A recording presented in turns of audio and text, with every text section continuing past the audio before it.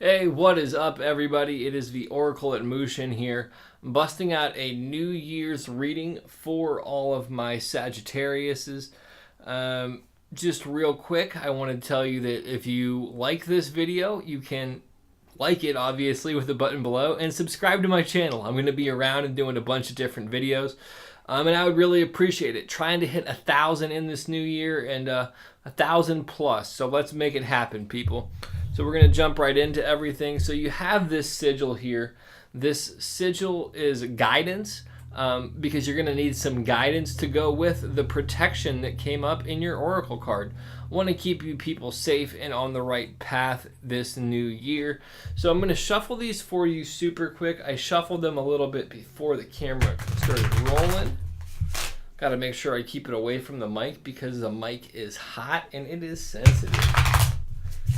Okay, and we're going to do one more little topper on that. Then we will start off with the main question. Where can you benefit? So the world comes up. So to me, that indicates that there is a cycle ending and something new is beginning. The other element of that is your world is changing. You're opening new doors for yourself, and you are going to need protection and guidance as you step into this. You're going to be ending things with grace and beginning things with the same energy, and really cultivating this great opportunity.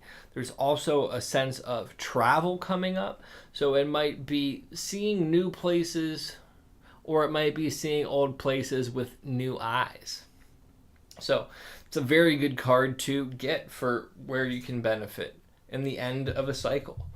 The next thing, what do you need to think about? So you have the Queen of Drums, which is this nurturing maternal instinct. As you can see, there's a lot of green in this card, which is connecting with your heart chakra, utilizing it to reach out to those around you. There's some light blues up there, which is relative to the throat chakra. So that is transparent communication. So you need to think about where you can be nurturing and who you can get nurtured from. Because here's the thing, when people say nature versus nurture, nature has nurture in it, and it's something that we all call out for at times is to be nurtured and supported and taken care of. That's going to be something that really comes up heavy for you in this, and it's something you need to think about. Like, am I getting enough of this? Am I giving enough of this? Because oftentimes, if we're in a healthy balance with things, where we give it, we will get it back. And if we're not, we are protected to end the cycles that aren't nurturing us and where we don't feel like we are getting what we need. The other element of that is very important to bring up is that there's this maternal influence in all of that. And it's a very down-to-earth approach to everything. It's not going to be something super metaphysical. It's going to be direct and in your face. So what do you need to do is the next real question. And you have the Knight of Stones. So this card here is really about diving into your emotions and moving through your emotions in a more animal sense, I guess, and not in the sense that you're in this beast mode, but in allowing them to come up and not being so attached to the mind of all of it, because the air element in this card, which is shown in the sunset, has these purple hues in it. The purple is relative to third eye and crown chakra, so to me that indicates incorporating your spirit into everything. And there's no land, so there's not really this material sense in there at all, because when we start getting into the material element of our emotions is where we get bound up. And you're going to want to be swimming through these, liberating yourself. She also has this bluish color hair. And to me, when I see hair colors that are relative to chakras, it's really about that element being infused. So that's kind of third eye, throat chakra. So she's speaking her mind, and she's also having her mind on these, the deeper layer of reality. And in regards to protection, you're protected as you go through your emotions, because sometimes we're almost taught at an early age to be afraid of our emotions and to not express them fully and to not delve into them. At least many of us are.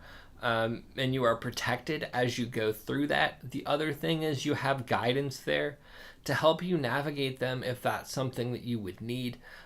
It's a good time to do so, and there's going to be a lot of growth. Moving through your emotions is going to free up your energy for that maternal aspect of things, and it's also going to allow you to close some old cycles that no longer serve you and begin some new cycles that will allow you to cultivate more of what you want in this life. The next one, the challenge.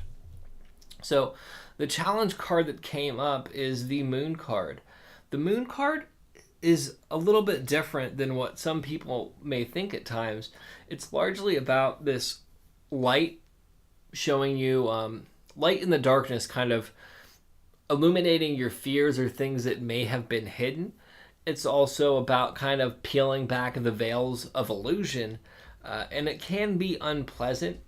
This right here is showing the moon on the water, so it's, to me, with everything else that comes up, it's about being motherly and nurturing with yourself while you process some of your emotions and understand that a lot of what you are holding on to is just ghosts of the past that need to be released.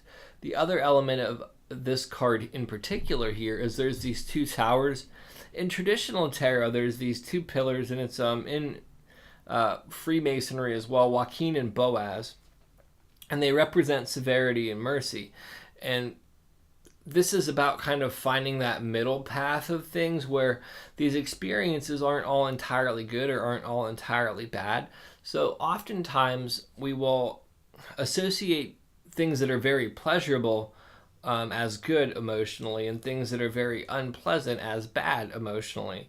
And when we tap into like this middle pillar of these are just experiences that I'm attaching beliefs to, but they all can be used for my benefit or detriment, we can begin to understand that there's a better way of approaching life.